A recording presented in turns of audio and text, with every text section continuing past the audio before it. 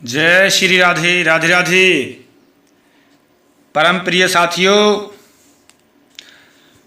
हम हमेशा की तरह आपके समक्ष एक अद्भुत रहस्य को प्रस्तुत करते रहते हैं।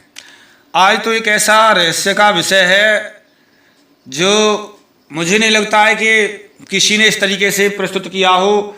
एक विशेष बड़ी खोज, आज तक की एक विशेष बड़ा अनुसंधान, विशेष बड़ा रिसर्च आपके सामने प्रस्तुत करने जा रहा हूँ।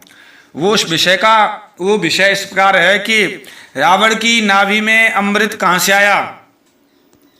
ये विषय है। लोग कहते जरूर हैं ये हुआ वो हुआ, लेकिन प्रमाणित करके कोई नहीं कह पाता।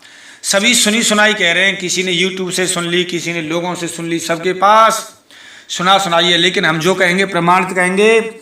इसीलिए उस प्रमाण के लिए हमारे पास में कॉपी कोड है R159 कॉपी कोड है। इसके तहत हम चलते हैं और आगे का प्रसंग जो है कथा प्रस्तुत करते हैं।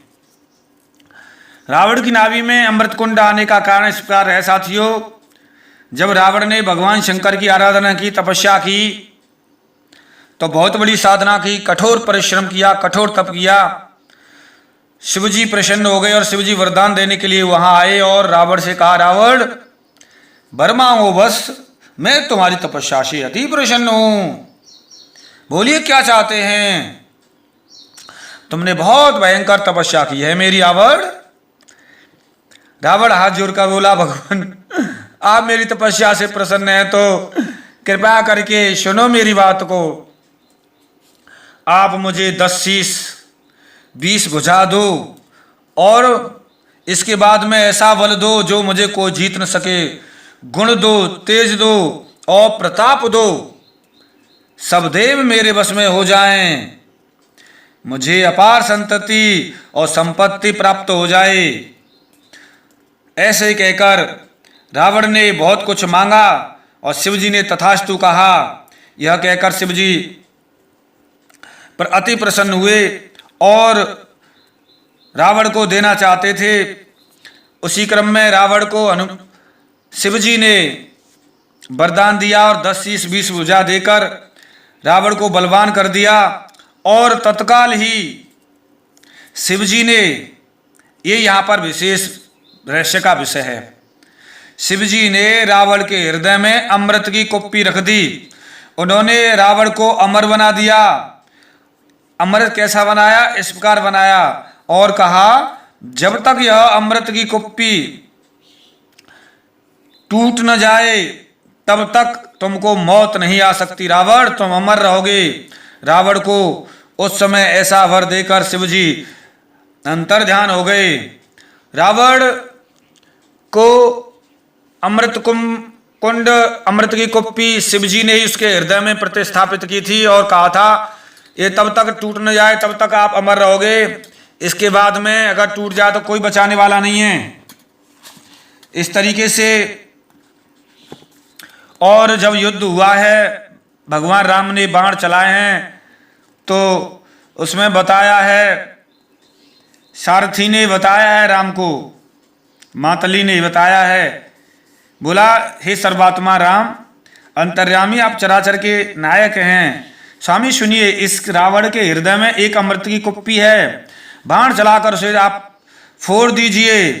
हे प्रभु, अमृत की कुप्पी फोड़ डालोगे तो रावण मरेगा, अन्यथा नहीं मरेगा।